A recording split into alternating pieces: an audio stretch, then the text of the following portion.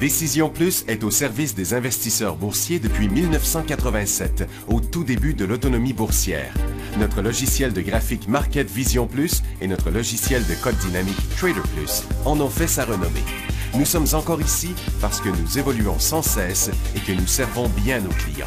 Découvrez nos produits et services spécialement conçus pour l'investisseur actif et autonome dans la boutique Décision Plus.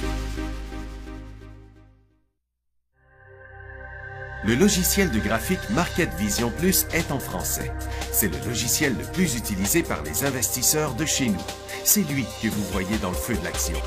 Trouvez, classez et analysez plus facilement avec cet outil sans pareil pour suivre la bourse et prendre les meilleures décisions. Gardez vos titres à l'œil avec Market Vision Plus. Consultez la boutique Décision Plus pour en faire l'essai pendant 10 jours sans aucun frais, c'est garanti.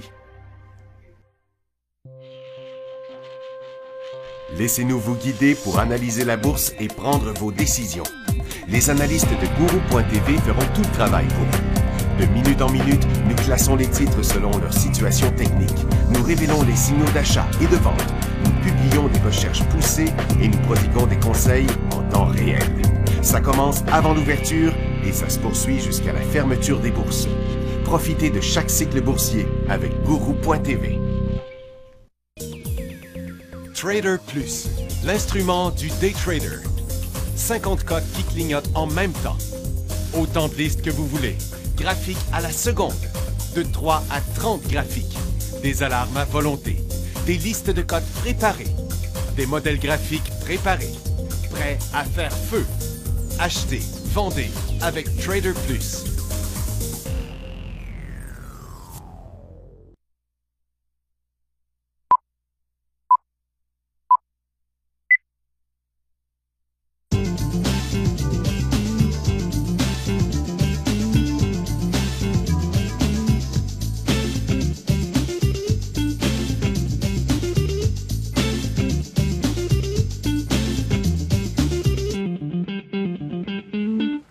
Bonjour tout le monde, bienvenue dans le feu de l'action, mercredi le 24 février 2016.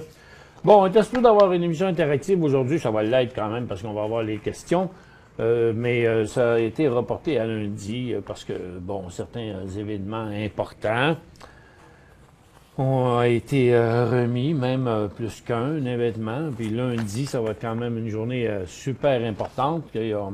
C'est là qu'on va en profiter pour faire l'émission interactive. Et puis, parce qu'il y a pas mal de choses qui bougent de ce temps-là. J'aimerais bien ça vous en parler, mais malheureusement, je peux pas. Mais ça bouge. Là, c'est toute une histoire là, qui se passe sur le marché. Il y a des comportements qui sont quand même bizarres, là. Il n'y a pas eu d'autres informations qui justifient la baisse des marchés, autre que celle qu'on a su hier là, du ministre de l'Énergie de l'Arabie Saoudite qui a dit « Dans vos rêves, il n'y aura pas de réduction de production ». Mais le gel de la production est toujours supposé d'être discuté. D'après ce que la Russie hier a dit aussi, ça devrait être en début de mars. Donc, on pense bien que ça va se faire. Logiquement, tu regardes, le pétrole était à 30$ ce matin, il est remonté à 32,78. C'est ce qu'on disait ce matin.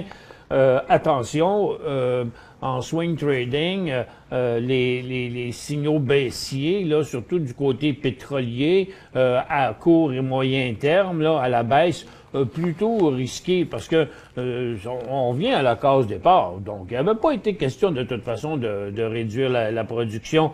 Il y avait juste été question d'un gel. Là, le premier ministre dit, le ministre de l'Énergie de l'Arabie Saoudite, il dit qu'il n'y aura pas d'augmentation de production. Mais il n'était pas supposé de réduction de production. Il n'était pas supposé en avoir non plus. Il a dit qu'aucun pays de l'OPEP le ferait. Bon, puis que on comprend que c'est qui va partir le bal s'il n'y a pas une entente dans la réduction de production. Mais quand même, on sait très bien qu'à un certain prix, le pétrole, ça justifie plus de faire de l'exploration et ça justifie même pas de l'exploiter si ça couvre pas les coûts d'exploitation. Bon, je me demande, est où la stratégie là-dedans? Que la production va diminuer d'elle-même parce qu'il y aurait moins de producteurs. J'ai justement un courriel que j'ai pas pu, malheureusement j'ai manqué de temps pour l'imprimer ce matin, mais j'ai un auditeur qui m'a envoyé un courriel qui m'a dit, bon, les compagnies dans le pétrole là, qui en arrachent, là, qui sont rendues bien basses, est-ce que ils peuvent faire faillite si le pétrole demeure bien bas pendant longtemps? Ben c'est sûr. Puis je pense que c'est sûrement dans l'optique des plus gros de dire, les petits, on va garder le prix bas, vous allez crever, puis on va ramasser vos réserves. Tu sais, why not? Pourquoi pas? En quelque part, quand tu n'as plus le choix. C'est sûr, le pétrole, le temps que tu le laisses en dessous de la terre, ça dépend juste de... quand tu as des réserves, ça dépend juste quand tu vas le sortir de là. Si tu payes pour l'extraire au moment où le pétrole il vaut pas cher, ben tu fais pas d'argent avec. Si tu fais juste attendre assez longtemps, ben tu vas pouvoir le sortir et puis le vendre à plus cher. Mais est-ce que tu vas être capable de t'offrir tout ce temps-là? Donc, avec toute la quantité de producteurs qu'il y a, il y en a sûrement qui vont se faire ramasser là-dedans. Puis c'est peut-être bien plus ça, la stratégie. En tout cas, la petite guéguerre, c'est qui va céder? On sait très bien que tôt ou tard, ils vont tous s'entendre là-dessus. C'est juste qu'en partant, en regardant le pétrole bas, ils arrêtent d'en avoir des nouveaux, puis ça donne de la misère à ceux qui sont les plus petits. Fait que je me demande jusqu'à... Écoute, on peut-tu retourner à 25$? Oui. On peut-tu retourner bien plus bas que 25$? Je sais pas. Donc, c'est les petites compagnies qui vont en arracher le plus là-dedans. Mais à très court terme, j'ai comme un sérieux doute que ça va aller si loin que ça. Parce que le pétrole lui-même, là, il est quand même pas bien loin de son double support, puis qui va devenir un triple support. Les titres, le gaz est toujours en bas, il bouge pas, mais les titres pétroliers, eux, pourraient se rendre jusqu'à ce support-là. Sans nécessairement se rendre en bas, parce qu'il était déjà plus haut. Le pétrole, lui, il est situé ici. Les pétrolières sont situées là. Donc, les pétrolières continuent quand même à être surévaluées par rapport au prix du pétrole. Donc, c'est pas la débandade tant que ça. Quand j'ai vu les marchés en baisse ce matin, avec la perspective à moyen terme en baisse, que je trouve qui n'est pas si grosse que ça, j'ai dit, regarde, on va bien avoir des sérieux rebonds là, sur le marché. Puis ça a été ce qu'il y a eu aussi ce matin, des bons rebonds. J'ai un sérieux doute à ce que ça va aller bien loin par en bas. Donc, je pense que c'est un petit peu risqué en swing trading et à moyen terme de shorter du pétrole ou d'acheter trop de bêta-pro baissiers, pas de bêta-pro, mais de fonds transigés en bourse baissiers, des FNB, sur une perspective à long terme. Surtout qu'il y a déjà 2 jours de fête. Au plus bas ce matin, les marchés avaient tombé de plus de 400 points en 2 jours. Ça fait que je pense qu'il va falloir être un petit peu patient. Je pense pas qu'il faut lancer la serviette tout de suite sur des positions récentes là, du pétrole. Puis je pense que d'un autre côté, avoir les orifères qui ont monté, c'est sûr, les orifères ce matin sur la baisse du pétrole. Mais le pétrole a rejoint un creux, il est remonté, les orifères ont monté, ils sont redescendus. Moi, je pense qu'au prix actuel, les orifères, c'est la place idéale pour prendre des profits. Et de là à en acheter, regarde, d'ici une couple de jours, ils peuvent sortir d'autres choses, une autre rumeur, un autre gars qui va parler, puis patap, ça va rebondir. Comme je disais l'autre jour, rendu à ce prix-là, la perspective de gros gains à la baisse sur les pétroles n'est pas si grosse que ça. Là.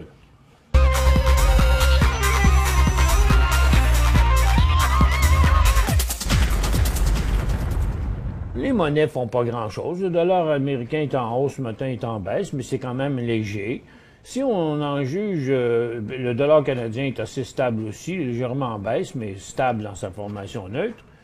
Malgré un yen japonais qui continue à monter, la bourse du Japon se tient quand même très bien, n'a pas chuté tant que ça. Ça fait depuis la mi-février que ça rebondit, on se déplace toujours de côté, un petit peu de correction sur le support. La Chine est en baisse aussi, mais on avait, ça reste très limité. Londres, ben, c'est un cycle baissier, c'est évident. Est-ce qu'on va descendre jusque-là et aller faire un nouveau bas plus bas pour suivre la tendance qu'on avait là? Je sais pas, hein. J'ai l'impression que c'est un mouvement quand même assez à court terme. Donc, oui, il y a une chose qui est évidente, c'est qu'on ne doit pas acheter des positions tant que cette baisse-là ne se sera pas stabilisée. Donc, je pense qu'on va se stabiliser avant d'avoir rejoint la moitié du cycle, d'avoir perdu la moitié du cycle, dernier cycle haussier. Bon, le SPY, ça a chuté fort ce matin, c'est en train de rebondir. Le Nasdaq aussi. On va regarder le graphique intra-séance. Regardez, il est juste en train de revirer de bord à part de ça, présentement. Donc, on a eu le creux à 10 heures, à 10h30. Après ça, tous les marchés et à peu près tous les secteurs ont fait un gros rebond en même temps, aux alentours de 10h32. J'étais là, j'ai assisté à ça. J'avais tous les graphiques devant moi. Et ça s'est passé comme à l'unisson, tel que je m'attendais à ce qu'il y ait quand même un gros rebond. Plusieurs choses ont été très volatiles quand même. Donc, pour le day trading, ça a été le fun, mais pas si évident que ça. Il y a eu plein de soubresauts là, ce matin. Le Dow reste, a rejoint son creux aussi, a monté aussi vers les 10h30 quelques, et pour l'instant, on est sur un point comme qui pourrait avoir plus de rebonds là, au cours de l'après-midi. Et on dirait bien que le marché ne veut même pas retourner sur son bas d'aujourd'hui. Donc, de toute façon, la situation est à suivre, là, mais on pourrait avoir encore un peu de regain là-dedans. Après tout, c'est un commentaire là, qui a fait rechuter tout ça, ces marchés-là. Fait que je trouve que c'est un peu risqué là, d'ouvrir des positions à la baisse autres que pour quelques minutes ou quelques heures. Mais c'est définitivement un cycle baissier. Du côté des secteurs, on va regarder ça ici, là. Tiens. On va mettre ça en 5 minutes, voir ce que ça a l'air. Bon, regardez, les titres d'énergie ont chuté solide ce matin, sont venus presque à zéro. Là, on a encore un autre creux positif. Est-ce qu'on va avoir un autre cycle? Bien, pour l'instant, ça a chuté solide à l'ouverture, mais il y a quand même eu un bon rebond. Donc, si le pétrole continue à remonter, les orifères vont peut-être redescendre aussi. C'est pour ça que je pense que dans le moment, acheter les orifères, je trouve ça un peu rough. Je trouve que c'est une belle position pour prendre des profits. Et comme je m'attendais, il y a eu beaucoup de rebonds. Là, ça a chuté fort à l'ouverture. Mais regardez la consommation discrétionnaire qui remonte, la consommation de base qui a chuté, qui est remontée. Les services financiers ont été aussi fortement en baisse. On est dans un rebond présentement. Les industriels ont chuté solide. On est dans un rebond aussi. Peut-être que ça a été voulu là, de mettre le feu aux poudres un petit peu là, sur les marchés. En tout cas, c'est mon opinion, mais je pense que je trouve ça un peu risqué à cette étape-ci d'aller sur le principe que le pétrole va encore continuer à descendre. De toute façon, s'ils se mettent à dire qu'ils sont proches d'un accord pour le gel de la production, le pétrole va encore rebondir. Donc, puis de combien il peut baisser si il est rendu à 33$ maintenant. Il n'y a pas eu grand-chose dans les résultats financiers, à part First Solar qui a décollé tranquillement ce matin à cause que le marché était négatif. Mais il y avait 77 cents qui attendaient d'un profit. Ils ont sorti 1,60 $. Donc le titre est en forte hausse. Chesapeake attendait moins 18, il y a eu moins 16. Il est en hausse aussi. Lowe's, il attendait 59, ils ont eu 59. Donc, je ne sais pas trop, lui, pourquoi il rechute. Target attendait 1,54, ils ont eu 1,52, il est en hausse. Etsy est en hausse, mais c'est pas très justifié parce que ils ont eu... Quoi? c'est les prévisions. Les profits sont en baisse, mais les prévisions étaient en hausse. Gildan a chuté solide à l'ouverture à moins 20, avec des résultats financiers tels qu'attendus, puis ça a été très temporaire. Le titre est revenu sur le bord de faire un cycle haussier. Pour joindre Michel Carignan et son équipe par courriel, écrivez à michelcarignan@decisionplus.com. 5 bonnes raisons de gérer vos investissements avec Banque Nationale Courtage Direct. Des frais de commission fixes à 9,95 en tout temps pour tous les clients et à partir de seulement 6,95 si vous êtes un investisseur actif. Aucun frais d'administration annuel si vous détenez plus de 20 000 $ dans vos comptes. La possibilité d'ouvrir des comptes enregistrés en devise américaine. Des outils performants afin de faciliter vos prises de décision. Un service à la clientèle primé et un niveau de satisfaction parmi les plus élevés de l'industrie. Pour en savoir plus, visitez le bncd.ca ou appelez-nous dès maintenant. Décision Plus est au service des investisseurs boursiers depuis 1987, au tout début de l'autonomie boursière. Notre logiciel de graphique Market Vision Plus et notre logiciel de code dynamique Trader Plus en ont fait sa renommée. Nous sommes encore ici parce que nous évoluons sans cesse et que nous servons bien nos clients. Découvrez nos produits et services spécialement conçus pour l'investisseur actif et autonome dans la boutique Décision Plus.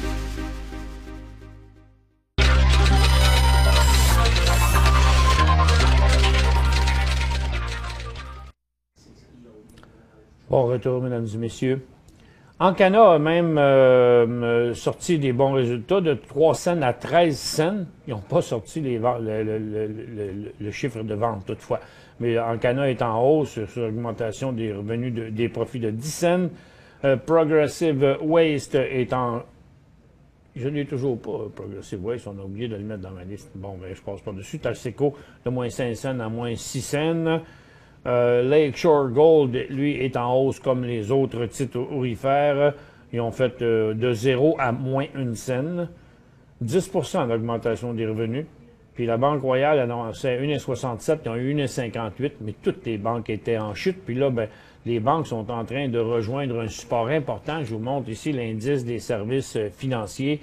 Donc, ça peut encore continuer un petit peu, là, mais la chute des banques va se stabiliser bientôt. Ascent Solar va être décoté. Attendez un peu, j'y arrive, là. Ascent Solar, qui est à 5 cents, il a été expulsé du Nasdaq effectif à l'ouverture des marchés demain, jeudi. Williams Company va mettre ses activités canadiennes en vente. Ils ont engagé 2 banques d'investissement pour les aider à faire ça. Puis la police brésilienne a accusé le directeur général d'une co-entreprise entre Vail et BHP Billiton et 6 autres personnes pour homicide suite à l'effondrement d'un barrage en novembre dernier. Je ne sais pas c'est quoi leur responsabilité de ça. C'est toujours bien pas eux autres qui l'ont fait exploser. Là. Mais ils sont accusés d'homicide. Chorus, c'est une nouvelle un peu compliquée.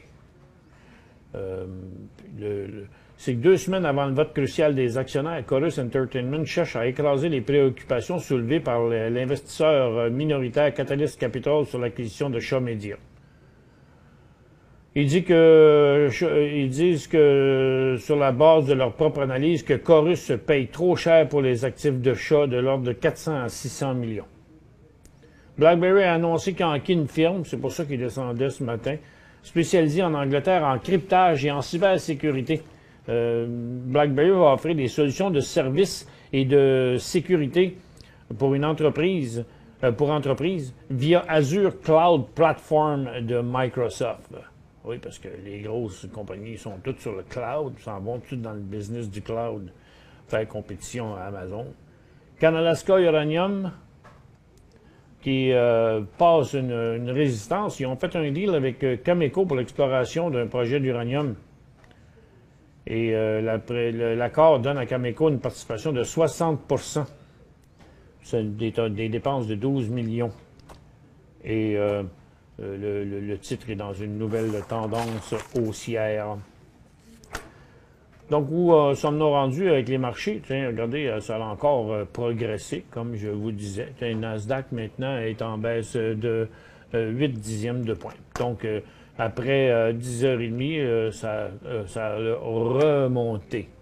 Donc, c'était à prévoir là, que sur le commentaire du ministre de l'Arabie Saoudite qui a dit qu'il n'y aura pas de diminution, ça ne change pas la valeur du marché. Là. Donc, il fallait qu'il y ait un certain rebond là-dedans. On va vous ouvrir la barre de questions et qui vont durer aujourd'hui et demain, parce que lundi, on va l'ouvrir à nouveau. Et pendant qu'on vous ouvre cette barre de questions, que vous pouvez m'envoyer les questions, j'aurais besoin d'un petit coup de main lundi. Lundi, il va y avoir des personnes importantes ici. Et lundi, je vais faire une émission interactive où on va jouer avec plusieurs fonctionnalités interactives, dont les webcams. Et j'aimerais bien pouvoir avoir 2 ou 3 personnes en webcam lundi. Donc, si vous voulez, si vous aimeriez ou si vous voulez bien collaborer avec nous, envoyez-moi un petit courriel à michelcarignan@decisionplus.com, juste qu'on fasse un petit test, s'assurer que votre affaire fonctionne comme il faut sur votre bar. Si vous êtes disponible lundi à l'heure de l'émission entre 11h30 et midi. D'ailleurs, les nouvelles fonctionnalités webcam qui sont assez hallucinantes de notre côté. Puis, je peux vous dire quelque chose. Oui, à propos d'Arès, il y a quand même quelque chose d'assez important en négociation, quelque chose qui pour nous est d'envergure, avec des gens en Europe. Ça fait que, qui implique des gens au Québec, mais des gens en Europe aussi. Donc, c'est super, super, super intéressant. Ça pourrait nous amener sky is the limit. C'est vraiment, je suis vraiment heureux de cette situation-là. Je ne peux pas vous en dire beaucoup plus. Le marché qui pousse encore là, à l'heure actuelle, regardez, continue encore à monter. Donc, c'est ce que je disais ce matin sur Guru.tv. Attendez-vous à, oui, jouer dans day trading à la baisse, là, mais faites-vous pas pogner à la baisse pendant les gros rebonds, là, juste parce que, le spectre du marché baissier est là. Je m'attendais à de gros rebonds et c'est ce qu'on a. Donc, et qui est responsable de ça? Beaucoup de secteurs, pour l'instant. La plupart des secteurs sont tous en rebond et les pétrolières qui maintenant ne perdent plus, sont remontées à zéro.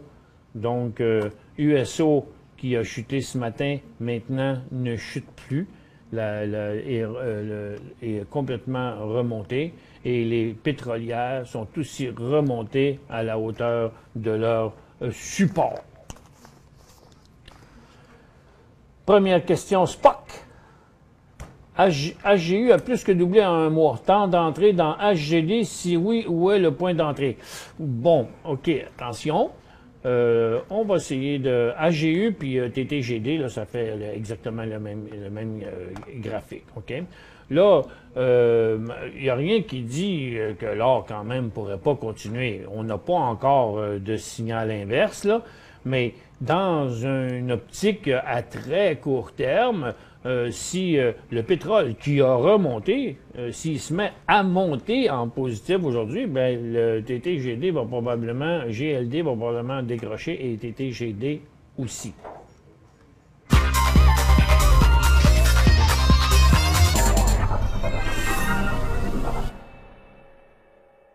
5 bonnes raisons de gérer vos investissements avec Banque Nationale Courtage Direct. Des frais de commission fixes à 9,95 en tout temps pour tous les clients et à partir de seulement 6,95 si vous êtes un investisseur actif. Aucun frais d'administration annuel si vous détenez plus de 20 000 $ dans vos comptes. La possibilité d'ouvrir des comptes enregistrés en devise américaine.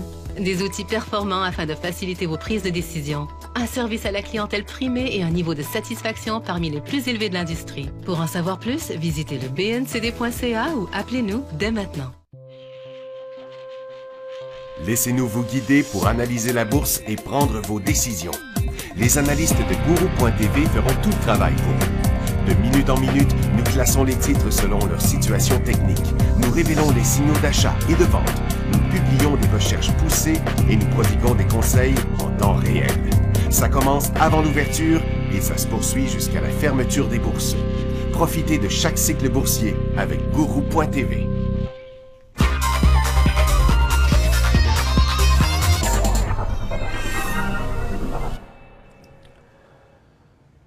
Bon retour, mesdames et messieurs.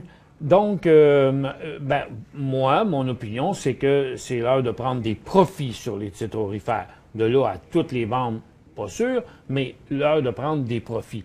Est-ce que c'est le temps de pas de shorter, mais ça veut dire la même chose, d'acheter du HGD, comme je l'expliquais, TTGD, là, maintenant, est en descente. Si le pétrole continue à monter, c'est-à-dire qu'après avoir, vous voyez, ce matin, il y a eu un gros cycle haussier ici, on est revenu sur la base, il y a eu un autre gros cycle haussier là. Bon, si après une certaine pause, là, il va se reposer, après une certaine pause, s'il repart encore à la hausse, TTGD pourrait redescendre. Mais là, on y a fait un gros cycle à la hausse. Je pense que il est peut-être un petit peu prématuré pour HGD, là. Est-ce que Métanor est un achat? Bon, vous savez que j'ai déjà été dans le pit à la mine Métanor. On a même filmé une brique d'or, je pense de 750 onces d'or, là, qu'on avait filmé ça live là-bas. Donc, la compagnie a des revenus, mais je pense peut-être pas assez orienté profit. Je trouve que ça n'a pas monté beaucoup par rapport à ce que l'or a monté. Ils sont un producteur d'or. Donc, lorsqu'on produit de l'or et que puis que l'or monte, c'est supposé avoir un mouvement significatif. Bon, vous allez dire qu'il a doublé, là, mais c'est 3 cents à 7 cents. Est-ce que c'est un achat? Si l'or venait qu'à glisser parce que le pétrole se remettait à monter, je ne suis pas sûr que ça va continuer. Si on a un signal d'achat là, techniquement parlant, mais comme à 4 cents, il y aurait un signal de vente, mais là, d'un autre côté, ça ferait une super perte, OK, de rentrer ici puis de ressortir là. C'est positif, c'est à conserver, on pourrait, mais il ne faudrait pas faire comme certaines personnes font, des fois, acheter 200 000 actions, là, genre de ça. Pour le moment. ECA.